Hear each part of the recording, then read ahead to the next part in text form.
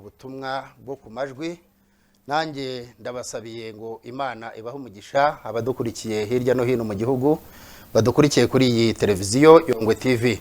Izina ry'Imana rihabwe icyubahiro. Rero tubahaye ikaze kuri uyu mugoroba mwiza, umugoroba w'umugisha, umugoroba w'amahoro, amahumbezi meza. Turi kumwe n'umutumirwa wacu uno munsi mwari mukumbuye mukanya raba basuhuza, ariko reka mbanze mpereze ikaze abadukurikiye bose, inshuti zacu, abanyetorero bacu mu itorero rya DNPS mu Rwanda nkuko tudahwema kubibabwira. Duhaye ikaze rero buri wese ukurikiye Yongwe TV kuri uno mwanya kugira ngo yumve ubutumwa bwiza Umwami Imana iba yaducishijemo. Yesu Kristo muri Matayo niho bivuga neza, kuko hari ububasha yaduhaye kugira ngo natwe tugende tubuhesha abandi. Rero abo tubuhesha ni mwebwe abadukurikiye, ndetse n'ibiganiro biba byafashwe n'amashusho yabyo n'inkuru zirimo. Nejo bundi ushobora kubwumva wowe waba wacikanywe. Reka nsabe rero abatari bakagiye kuri televiziyo zabo bafungure kuri Yongwe TV, kuri iyo sheni niho dutambutsa ibiganiro byacu by'ivugabutumwa nk'itorero rya DNPS.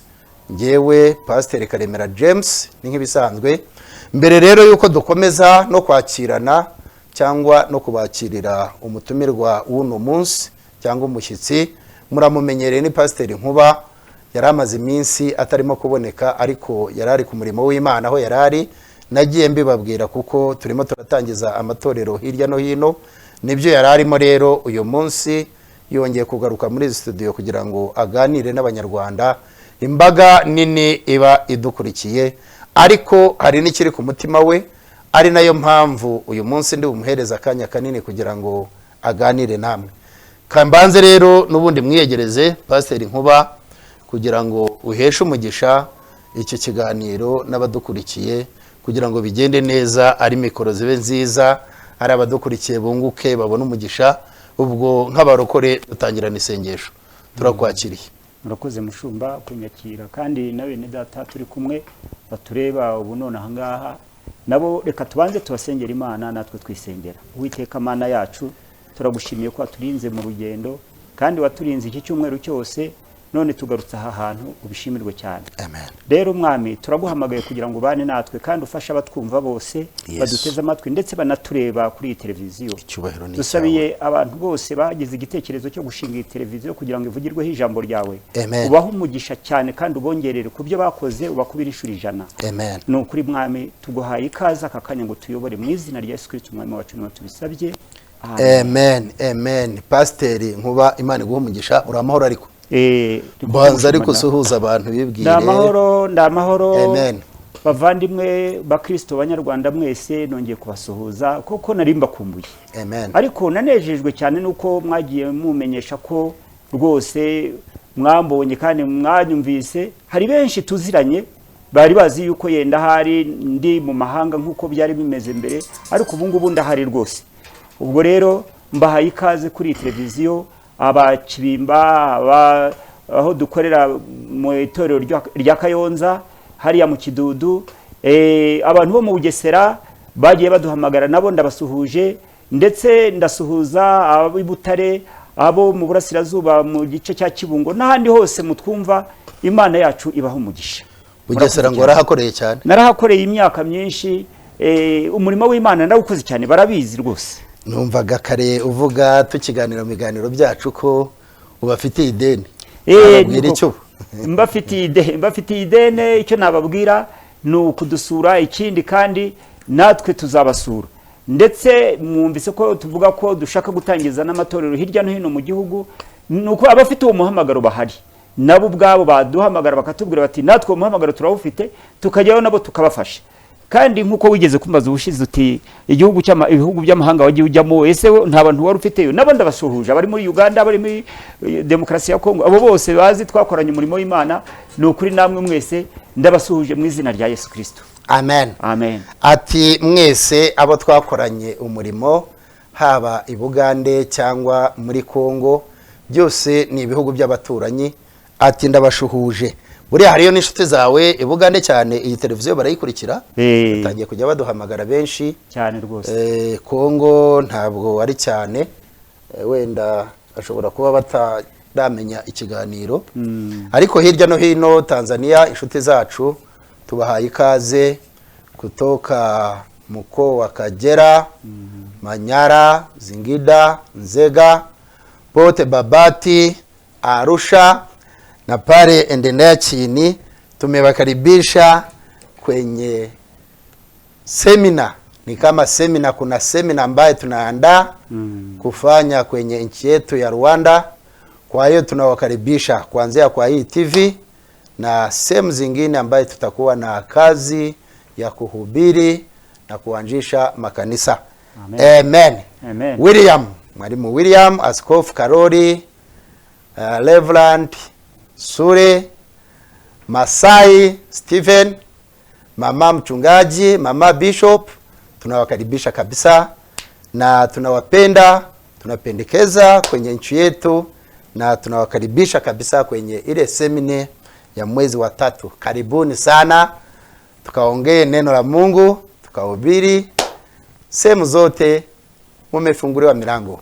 Asante. Asante sana. Imana ishimwe cyane rero, na abavandimwe bo mu gihugu cya Tanzania dufatanyije kwizera ndetse n'umurimo w'Imana, kuko mbabwira ko itorero ryacu rya DNPS Rwanda rifite n'ubundi inkomoko cyangwa se ihuriro na DNPS Tanzania ifite icyicaro muri Arusha. So rero hari ibiterane turimo gutegura mu gihugu cyacu cy'u Rwanda muri uku kwezi kwa 3, tuza kubasobanurira neza mu kiganiro gitaha. Twamaze gushyiraho umwiteguro no kugaragaza abazaba bakirimo, ariko ni ikiganiro cy'abamisiyoneri. Ari itsinda ry'abamisiyoneri rizaza gukorera ubutumwa mu Rwanda. Rero turaba duteguza abantu bose, hazaba hari amakorari meza yerejwe gutanga ubutumwa bwiza, hazaba hari abaririmbyi ku giti cyabo, hazaba hari abakozi b'Imana bakomeye, harimo umumasayi umwe wakiriye agakiza ariko urimo gukora ibitangaza hariya. Umwuka w'Imana ari kuri we kuko yamukoye ahakomeye kandi amukoresha ibikomeye. Ni nka Sauli tubona muri Bibiliya ari we Paulo. Haleluya. Yahinduriwe izina kandi ni umuvugabutumwa mwiza wiyoroheje ariko uriho umwuka w'Imana mu by'ukuri, wujujwe ukora ibyazi kandi ahamanyaho n'umwuka wera. So nawe tuzaba turi kumwe nawe, yitwa Masai, ni akazina tumuhereza, ariko ni Bishop Stephen. Aradukurikira cyane, akunda gukoresha imbuga nkoranyambaga, mumusakinze mwamubona kuri za YouTube n'ahandi henshi hatandukanye. So rero Pastor Nkuba, icyo giterane cyiteguye ute? Ni kuko mushumbi igiterane turacyiteguye neza, dore ko twakibwiye n'abantu bose, namwe mwese mu cyumva. Icyo giterane turateganya kugishyira Kiburara, ahantu mu murenge wa Kabare mu kagari ka Cyaruhare, ku isantire twumva ariho dushaka kuzagikorera. Yitwa Kiburara. Kiburara harambuye, hari isoko. Ni mateka cyahari ya Kiburara se? Kiburara ni ahantu heza cyane, ni ahantu abantu batuye neza, ni ahantu abantu bashyikirana, ni ahantu abantu bakunda Imana.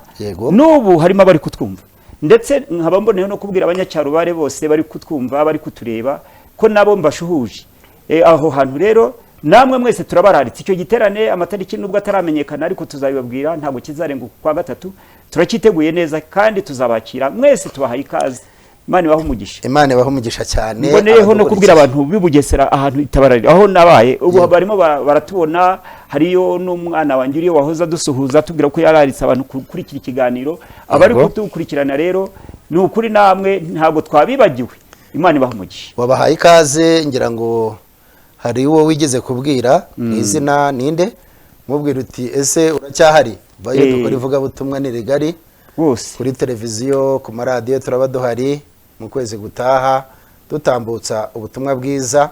Rero intego yacu y'ikiganiro cyacu nkuko mubimenyereye ni umuco n'umuryango, byo shingiro ryo kumenya Imana, ariko tukungukiramo byinshi, uburyo bw'uburere mboneragihugu, uburere bw'abana bato, kuko iyo ni ikintu twagiyemo umuhamagaro cyane, cyane cyane abayobozi b'itorero nk'abatwebwe. Urumva iyo tubyumva byanze bikunze n'itorero bari byumva, turabaha ikaze rero ko kuzakurikira cyane iki kiganiro. Ni ibisanzwe dutangira dusegura ikiganiro, dusobanura inzira y'ikiganiro, ariko tukazarangira tugiye mu kiganiro nyirizina. Rero ni bya bindi Bibiliya ivuga ko uwihanganye agera ku mbugiro cyangwa ku musozo, kandi akunguka agahembwa neza.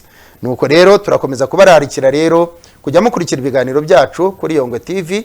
Ikiganiro gitambuka kuwa kabiri nk'uko mubibona, uyu munsi ni kuwa kabiri saa 11 kujya saa 12 tuba turi hano tuganira ubutumwa bwiza bwa Kristo, ariko tukagira n'ikiganiro cyo kuwa gatandatu saa 7 za kumanywa kugeza saa 8, n'ubundi tuvuga ubwiza n'uburyohe bwa Kristo. Ngira ngo Pastor Nkuba yahoza ambwira avuga ati uyu munsi hari ijambo mfite rikomeye ku mugingo bwanjye, ndumva naka. Haleluya, amen. Rero avuga ati kuki abantu batarimo gusobanukirwa imbaraga za Yesu, imbaraga zikiza. Yego, imbaraga zikiza, ariko za Yesu, imbaraga za Yesu zikiza biterwa no gusenga, imbaraga z'amasengesho, imbaraga z'amasengesho. Haleluya, amen. Urumva ko afite ikimupika, ikimurimo. Hari imbaraga z'amasengesho koko tuzazivugaho bitandukanye. Iyo wasenze ukizera, byanze bikunze hari ikiremeka. Icyo tuvuga nuko tuvuga ibyo tubamo, ibyo dukora, ibyo duhura nabyo ku manywa na nijoro. Hanyuma mbonereho mbere yo kwakira umwigisha wacu w'uno munsi wa none, nsabe abadukurikiye kuri televiziyo yuko dusiga iminota yo guhamagara kuri telefoni. Mujye mutubabarira, ntago twakwitaba mu kiganiro mo hagati hari umubwiriza, ariko iyo umwigisha ashoje rwose nta telefoni tutakwitaba. Tuze no gusaba umuntu utanga igitekerezo ajya amenya ko kuri televiziyo iminota aba ari mikeya, tuba twanashigaje iminota mike. Jya uhamagara uvuga intego yawe, nimba ari icyifuzo, nimba ari ikibazo, hanyuma ukupe, kuko hari igihe tugusezeraho nawe ukadusezera, ariko ntukupe, bigatuma rero abandi bahamagara tutabona uko tubitaba. Ndabasabye rero inshuti zacu abadukurikiye, ndabizi ko muri benshi, muze kujya mwubahiriza ako kantu. Yesu nashimwe cyane, amen. Umurongo rero muduhamagaraho ni bisanzwe. Iki cyumweru twagize abantu benshi, baduhamagaye, bafite ibyifuzo bitandukanye, bababajwe n'imibiri, ibintu bimeze nabi. Ngira ngo bwa buganga bwacu bushobora kuba bugiye guhabwa agaciro, kuko pasiteri abakora kuri domene zose z'ubuzima. Mu buganga bariyo, aragusengera kandi akakugira inama ugakira mu isengesho. Mu buzima bw'imibereho abahari, akugira inama, akakwigisha uburyo bw'imikorere, kandi ugakora koko ukabaho ukanunguka. Rero pasiteri akora ku buryo bwose, ku mutekano, twavuga umutekano w'umubiri, twavuga n'umutekano usanzwe, kuko twigisha abantu kwirinda urugomo n'ibindi byose byakurura amakimbirane, kandi ibyo nibyo shingiro ryo kugira umutekano uhamye, ndetse no korohereza abawushinzwe muri rusange. Rero n'umutekano wo mu gifu nawo iyo udahari ntabwo umutekano uba wuzuye. Niyo mpamvu tubabwira uku kwizera nagushyiremo n'imirimo. Haleluya. Ngira ngo nintangira kuvuga no kwigisha kuri televiziyo, hari abazankunda benshi, ariko hari n'abatazanyumva, kuko hariho nabasahurira mu nduru. Tujya dusengera ku manywa na nijoro tuvuga tuti nyamuneka watuje ukarya kagabuye, ko na Yesu Kristo yarindiriye ko igihe cye kigera. Haleluya, amen. Ubwo ndakebura uwiyumva ukunda kwakira ibitari ibye cyangwa ibitaramugenewe. Yesu nashimwe cyane. Nari ndimo mvuga nti muri iki cyumweru twakiriyemo abantu benshi bababaye, amatelefoni. Nimugoroba ngira ngo twasenze n'imihogo isa naho ni koko. Urabona rero ko hari impamvu yo kuvuga kuri iryo jambo. Hari impamvu umwuka w'Imana yaguhaye kuri iryo jambo. Imbaraga zikiza, imbaraga zibohora. Hari abaduhamagara bakatubwira ko umwuka w'Imana yabasanze kandi baguwe neza. Nibyo bidufasha, nibyo bitwubaka, nicyo kiba cyatuzinduye. Mu by'ukuri yo kora ikintu ntushimwe, iteka habamo gucika intege. Ariko iyo twumvishije amatelefoni yanyu n'ipfunwe, kumva ko icyo ukora nta mumaro gifitiye abantu. Ariko iyo wumva abantu ahamagara ati ndashima Imana nakize umugongo warumereye nabi ndakira, hari abo tugira inama ukamubwira uti iki ntabwo, kuko abantu benshi bumva uburwayi bwose bakabwinjiza muri domaine ya Satani cyane, kandi ugasanga hariho ibidasaba ko basenga, ahubwo ari ukugira inama uyu muntu nk'ikintu cy'ubwoba. Nk'ikintu cy'ubwoba uganiriza umuntu ukamuyobora mu buryo ki iki kintu kimushiraho, kandi uwo mwuka ukamwamurukaho rwose nta n'impamvu y'isengesho. Niyo mpamvu rero tuba twifuza ko mwatugana, mwaza aho tuba twabarangiye, amatelefone abahari, tukakuganiriza tukakugira inama, nimba araho guhugura tukaguhugura, nimba araho kugusengera tukagusengera, ariko nimba hari n'icyo udasobanukiwe tukakwigisha.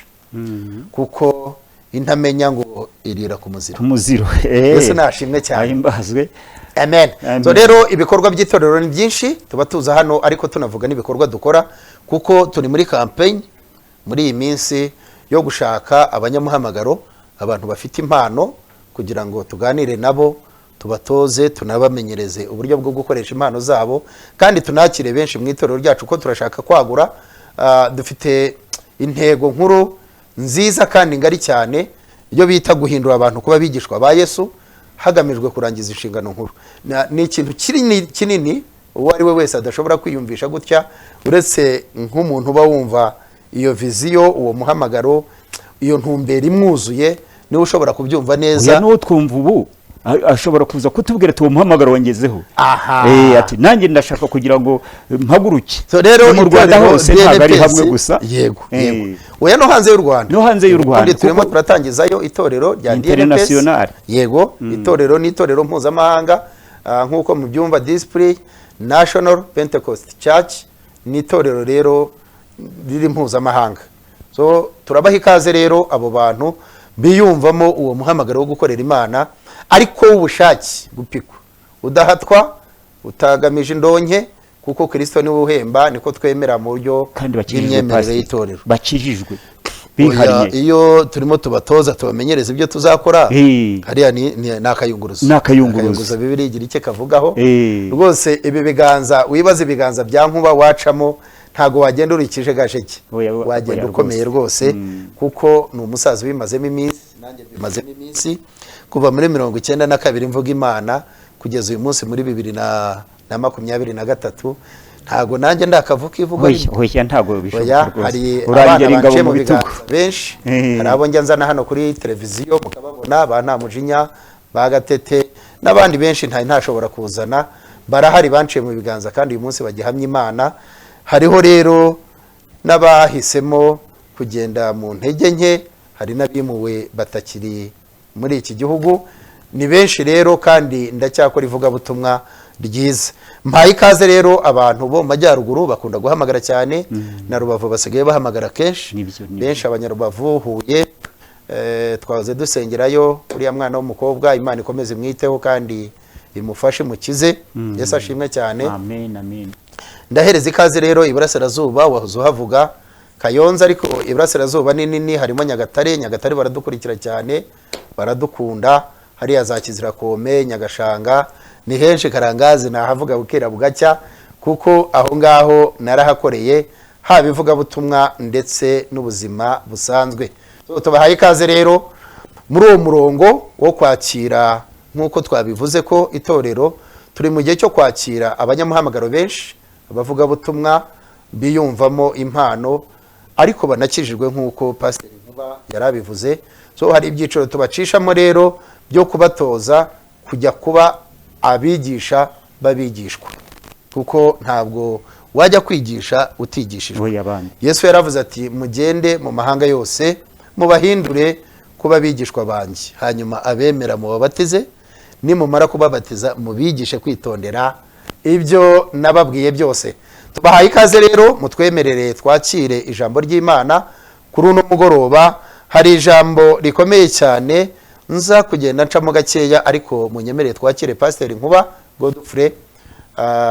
Wenda aratangira atubwira ibyo yarahugiyemo, ariko ananatugezeho ubutumwa bwiza mu buryo bwihuse. Ni umuvugabutumwa nubwo ari n'umupasiteri, azi gukubita bangura, iminota 10 yayitangamo message yose yashaka. Reka tuguhereze ikaze kuba gukurikiye kuri televiziyo. Murakoze mushumba. Amen. Murakoze namwe bavandimwe, maze iminsi ntaboneka hano ariko ndimo kubaka umurimo w'Imana. Amen. Ubwo rero murumva ko n'ubundi ntabwo nari nicaye gusa. Ubu rero uyu munsi nk'uko twabivuze kandi nk'uko intego yacu nkuru ari ukugira ngo duhindurire abantu kuba abigisha. Ndashaka kuganira namwe ijambo ry'Imana. Ijambo uyu munsi mfite ni imbaraga z'amasengesho. Burya amasengesho afite imbaraga. Amen. Amasengesho ntushobora kugira ikintu ukora ugeraho udasenga. Amasengesho arakiza, amasengesho aranesha. Buriya amasengesho haba mu ntambara, haba mu munezero, haba mu mibabaro, haba ahariho hose amasengesho arakora. Amasengesho anyura mu nzu zikinze akinjiramo imbere agatabara urimo, anyura mu rutare ndetse n'ubutaka. Lazaro uziko baramushyinguye ariko amasengesho amukurayo. Imana ishimwe cyane. Amen. Uyu munsi rero tugiye kuganira ijambo ry'Imana, kureba umugaragu w'Imana Hezekiya, kuko buriya nubwo tuvuga gusenga ariko hari ibintu byangombwa Imana igenderaho kugira ngo ibashe gutabara umuntu. Yego. Uyu munsi ukaba utabizi ariko noneho intego yacu cyo tugira ngo tukumenyeshe n'ibindi tuzagenda tuvuga ahangaha ni ukugira ngo abantu basobanukirwe neza ijambo ry'Imana nicyo rigamije. Yego. Kugira ngo nyine umuco ushingire ku kwizera, ushingire ku bukristo nyabukristo, ushingire ku ntego nkuru yo gusenga nk'uko Yesu yavuze ati mujye musenga mutameze nk'indyarya. Reka rero dusome ijambo ry'Imana mu gitabo cy'Abami ba kabiri ibice 20. Turasoma duhere ku murongo wa mbere tugeze ku murongo wa 6. Ariko ndagira ngo mbanze mbabwire intego cyangwa se umutwe w'aya magambo. Uravuga ngo Hezekiya yongererwa imyaka yo kubaho. Imana ishimwe cyane. Amen. Urumva ko ari ikintu gikomeye cyane. Abantu benshi bifuza kubaho ariko bikanga, ariko Imana iyo yabigizemo uruhare umuntu abaho. Kandi nawe uyu munsi uriho. Amen. Uyu munsi uriho nubwo abantu batabishaka. Uyu munsi uriho nubwo hari ibyaguhize.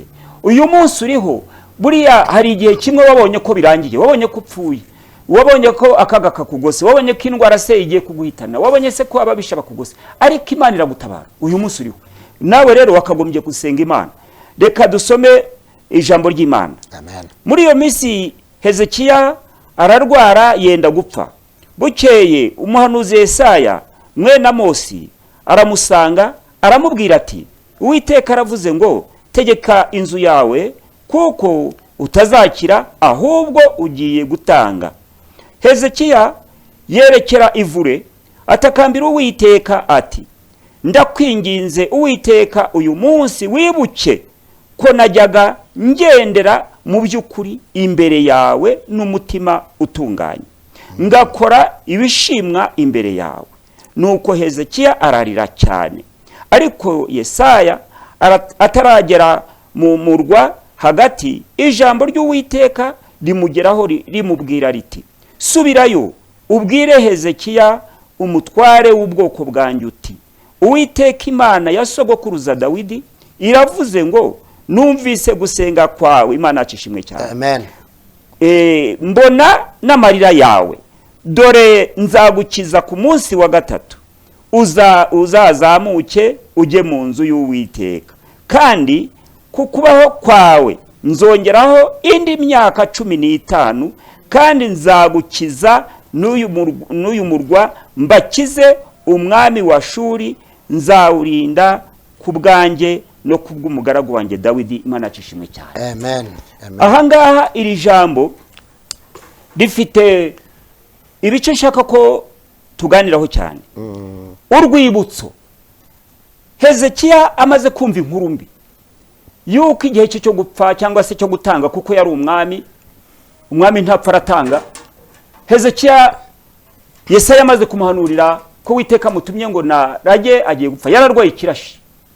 Noneho Hezekiya byumvise yibuka uburyo yagendeye imbere y'Uwiteka Imana, yibutsa Imana. Imana ishimwe cyane. Amen. Yibutsa Uwiteka aravuga ati ndakwinginze wibuke ko nagenderaga imbere yawe ngendana umutima ukuri. Imana ishimwe cyane. Amen.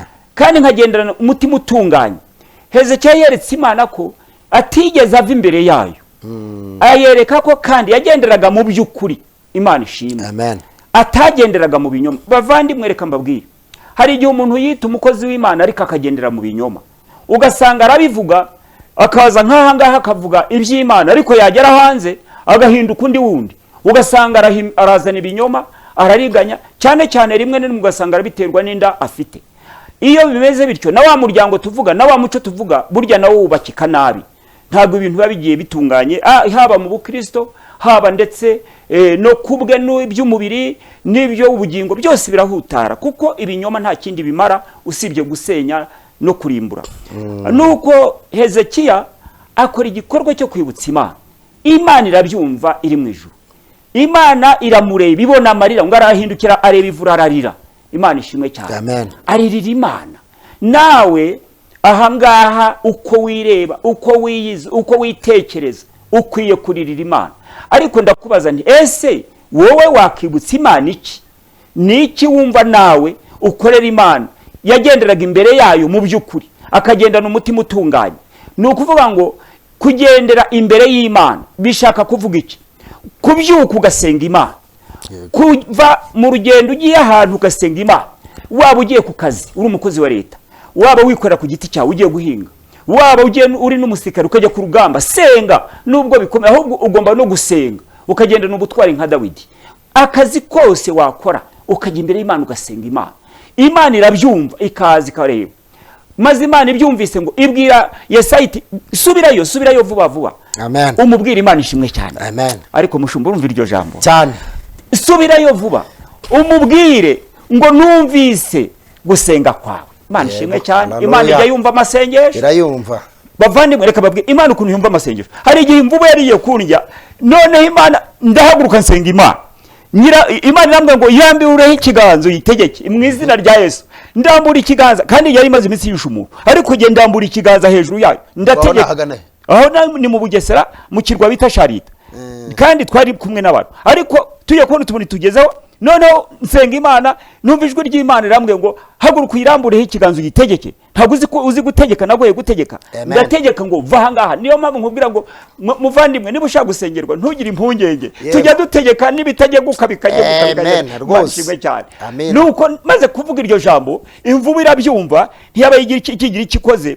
Numva ijwi rimbwira ngo yibwire ngo ijye hariya. Nyirebye mbona ibaye nk'inka, none numva ndi mu mwuka, ndategeka iregenda ijya hariya uruhande, mbwira abantu nti ngaho musunika amato tugende. Ducaho ndavuga ngo ngaho, numva ijwi ngo tegeka igende, ndavuga ngo ngaho manuka ugende, kuko ntacyo twavuga ko bw'Imana. Amina. Amen. Urumva ko mu gusenga harimo imbaraga. Nta cyari cyo gitangaza cyo nyine, nzagenda babwira byinshi yankoreye. Abanyabugesera bo barabizi cyane. Imana ifite imbaraga, Imana ifite ubushobozi. Ibwira Hezekiya ngo humura, nakumvise mwana wanjye. Amina.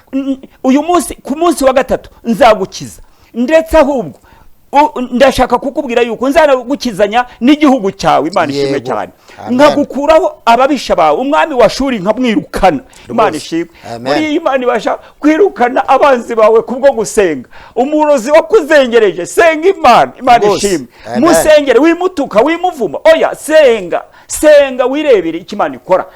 Nadapfa zakwimuka, agenda uba amahoro. Imana ishimwe cyane. Amen. Mushumba, buriya gusenga biranezeza cyane. Nta handi ntsinzi iri, nta handi imbaraga ziri. Ndakubwira imbaraga zo gusenga.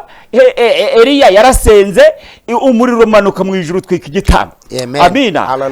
Elisa arasenga, umwana wari wapfuye arazuka. Imana ishimwe cyane. Gusenga ibintu byose burya ni ugusenga. Buriya natwe hari ibyo ugenda dukorera mu buryo bwo gusenga. Haleluya. Ndagira ngo nkubwire muvandimwe, ni ukuri ndakurarikira gusenga Imana.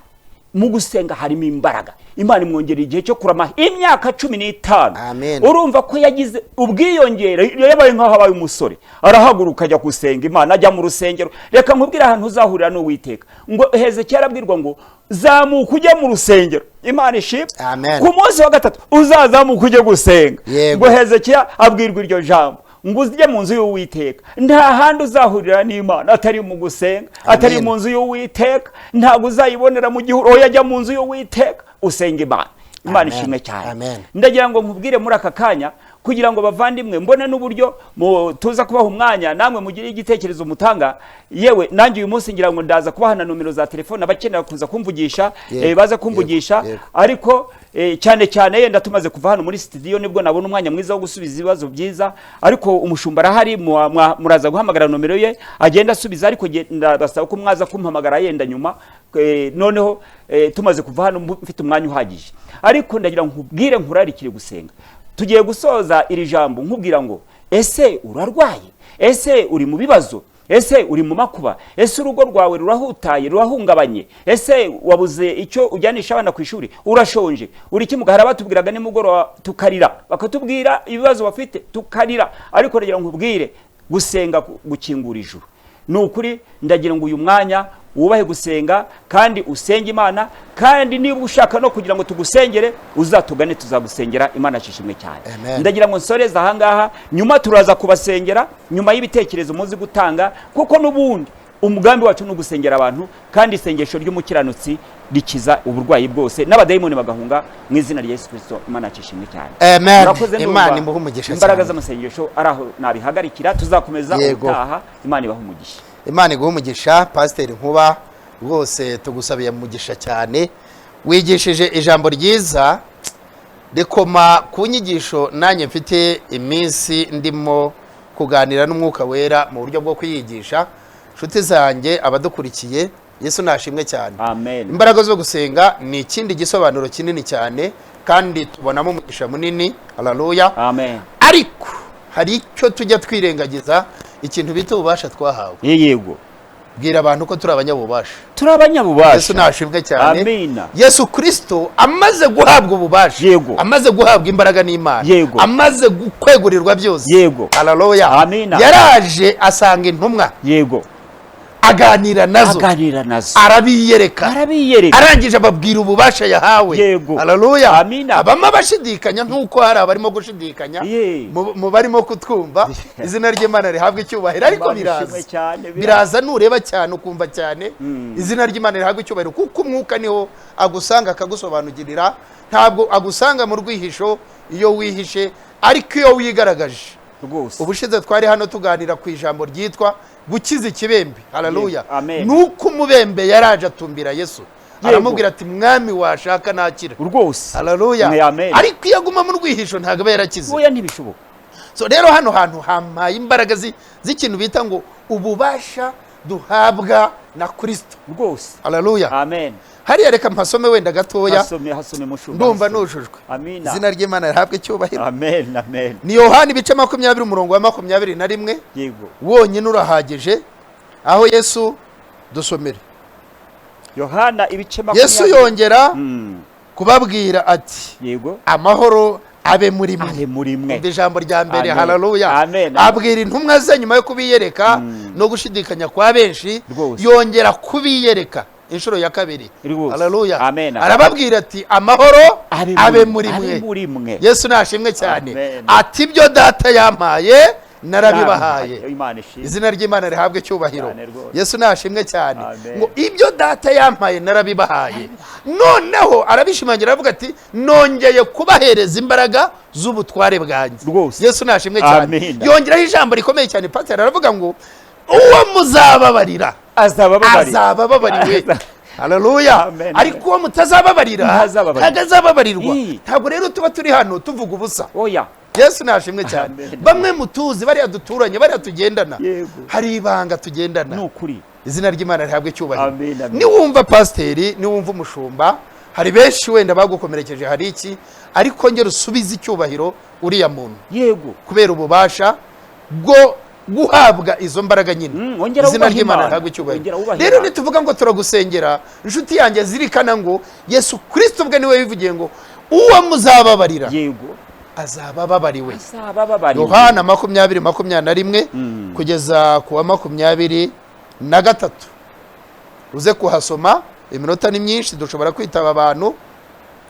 Nongera kuvuga ngo pasiteri Imana iguhe umugisha cyane. Amen. Ubwirije neza. Rero nashaka kugira ngo nkureyo kano kantu kavuga yuko ibyo tuvuga hari aho twabikuye, yego, hari uwabiduhaye, hari ububasha dufite, nibyo, hari ubudahangarwa dufite, yego, izina ry'Imana rihabwe icyubahiro. amina, kabone nubwo byaba bisa bite, kuko na Yesu ku budahangarwa yari afite ntago yabuze gusuzugurwa, ntago yabuze gucirwa mu maso, ariko ntago byari bitanze igisobanuro cy'uko ntacyo asobanuye. imbaraga ze hari icyo yari asobanuye.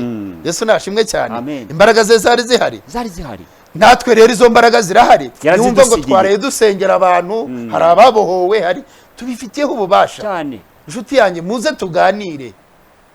Yerega Yeremiya arabivuga ngo nimuze tuganire naho ibyaha byanyu byabitukura tukutu. Muze tubahaye ikaze. Itoro DNPS ribahaye ikaze mu izina rya Yesu. Muze tuganire ku buntu bw'Imana, muze tuvuge icyo Yesu adushakaho, muze duhuze inama. Haleluya. Aho niho Imana izadusanga kandi izagukoresha bya bindi ufata nk'iyerekwa ryawe, ufata nk'umuhamagaro wawe. Nta handi rero byaca kugira ngo bikorwe. Duhindure igihugu cyacu, duhindure imiryango yacu, duhindure inshuti zacu. Haleluya. Dutwaye akanya kanini, iminota y'abandi turayimaze, ntago abahamagara babonye uko bahamagara. Uyu aravuga ati mwiriwe, umukobwa se arabona azabishobora. Aha, ubwo ntabwo dusobanukiwe ubutumwa bwe. Undi nawe aranditse aravuga ati pasiteri nemerine nifuzaga ko wasengera Imana ikama umugabo tukurinzaguruka. Ntago yanditse ubutumwa bwe neza, reka twitabe abantu. Arashaka umugabo. Aro Yongwe TV, aro Karame, mwiriwe neza, mwongere ijwi, ndumva imvura iri kugwa.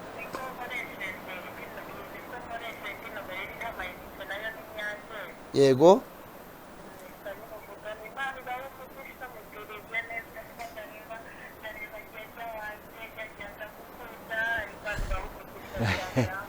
Imana iguhereze umugisha Sanyo, ni umukobwa wacu Kabuga. Yego rwose. Imana iguhe umugisha cyane. Amen. Urakoze cyane. Imana iguhe umugisha. Amen. Arakoze Sister Sanyu hariya nundi. Yongwe TV, mwiriwe. Alo. Ego Zeri. Turakumva, tanga igitekerezo cyawe.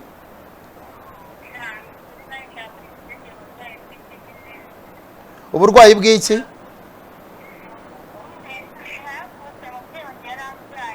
Yego.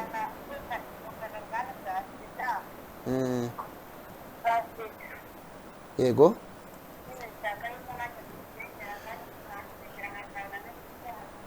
Bo Imana iguhe umugisha, twakumvisha igitekerezo cyawe. Nituva hano muri studio uduhamagare tuvugane, tukubwira uko twagusengera. Imana iguhe umugisha. Ngaho kupa abandi bitabe bahamagare. Abantu barimo barabyigana cyane. Yego, uraza kuduhamagara tuze kuvugana. Arakoze, yaragihatiriza. Aro Yongwe TV, mwiriwe. Muraho Karame. Yego.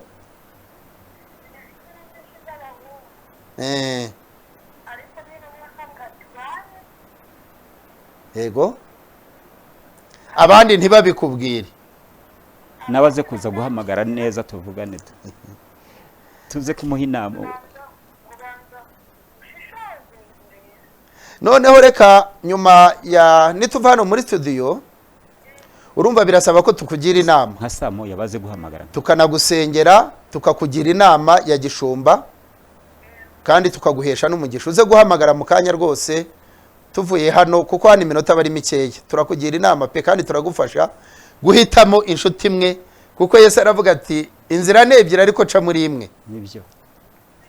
Urakoze cyane, uze kongera kuduhamagara. Arakoze mushiki wacu.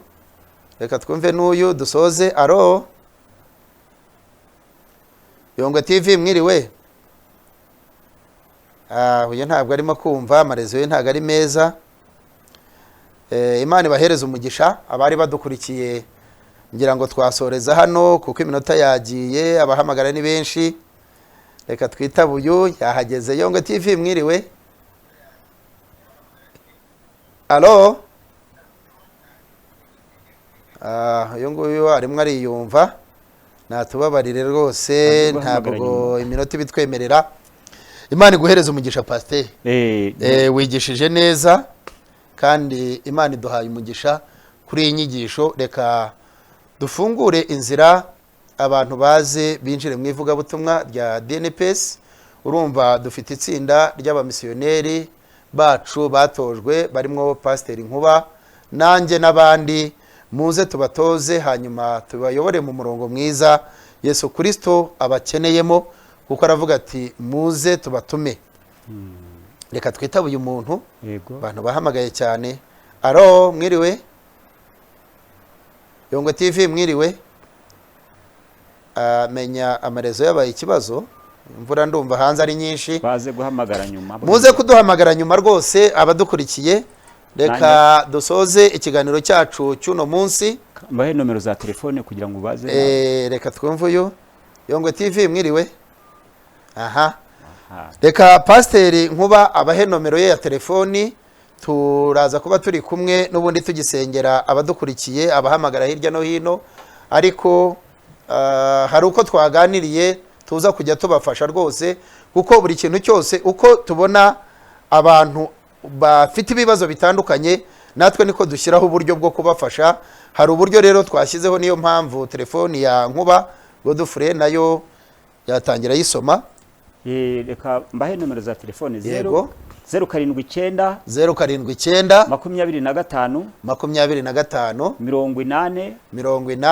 80 80 38 8. Wasubiramo abantu bakayumva. 079 079 25 25 80 80 83 8. Imana ibahereza umugisha. Pasiteri Nkuba ni umuyobozi w'itorero kandi ni umumisiyoneri, ntabwo yabura igisubizo cy'ikibazo cyawe. Imana yaramuhamagaye kandi Yesu yaramuhaye ubu bubasha. Nanjye Pasiteri Karemera James ndahari kugira ngo tubafashe. Ari abashaka kwinjira muri uyu muyoboro w'ivugabutumwa rihindura abantu kuba bigishwa ba Yesu, ni akazi kagari, harimo imirimo itandukanye. Niyo mpamvu tuba twaje hano tukabahamagara. Muze twafunguye amarembo, twiteguye kubakira no kubafasha. Abafite impano zitandukanye, bamwe bavuga ati ndi umunyempano ariko simbona aho nkorera, abo bagiye babivuga. Ni karibu, nicyo cyiza cy'itorero rifite umurongo n'umuyoboro nk'uwo nguwo. Tuguhaye ikaze rero.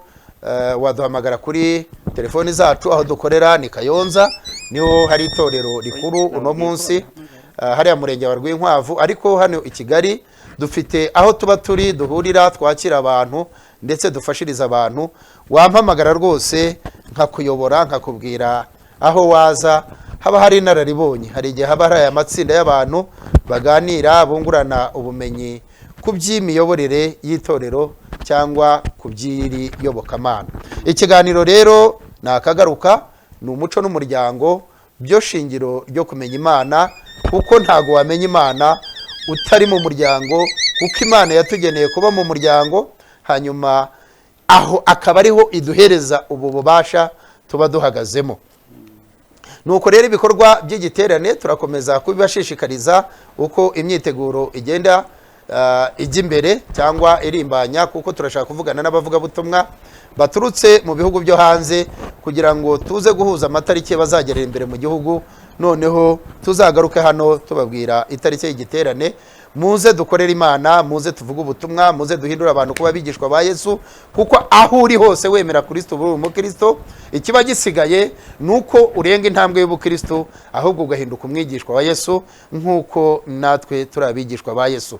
Haleluya. Umwigishwa wa Yesu rero agira ibimuranga. Ibyo nibyo tukubwira. Hari ibyiciro 4 tugucishamo kandi tugufasha kugira ngo ube uhamya Kristo koko nk'uwamwakiriye umufite muri we.